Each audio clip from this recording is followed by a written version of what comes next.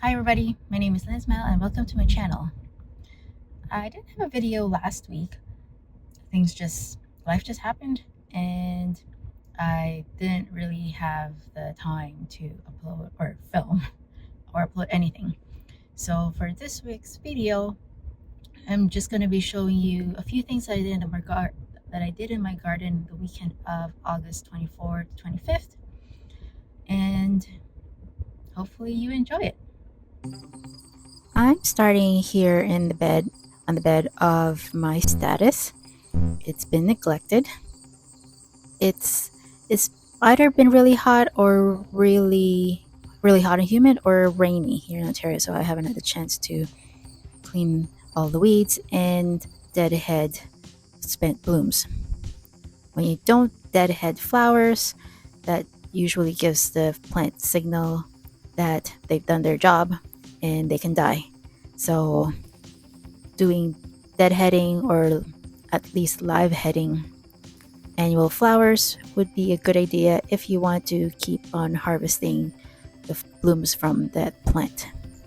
I really do like status because it adds a little bit of sparkle in the flower arrangement, but I found that I was more drawn to the pinks, the rose and the blues, and the Forever Happy series, which has pink and yellow blooms for status.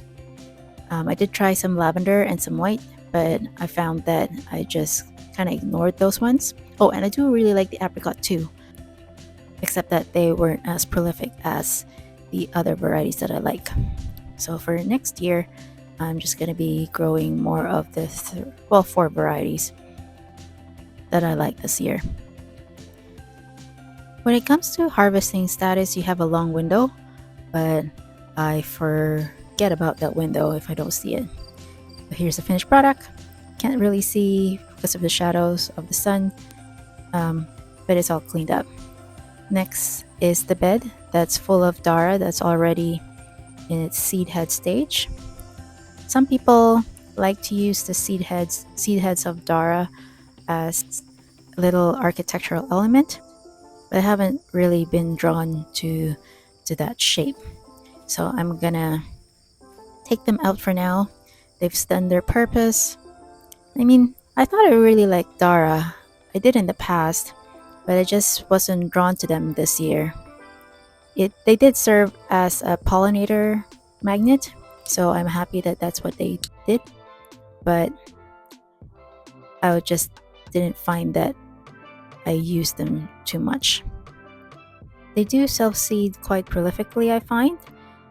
This year I started some indoors, but I think for next year I'm just going to rely on the self-seeded Dara and go from there.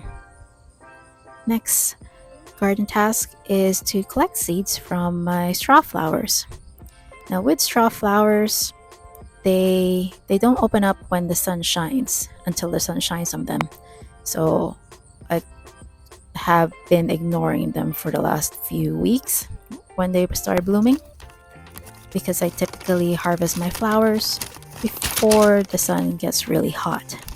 So some of the blooms have gone to seed, and here I am trying to harvest them.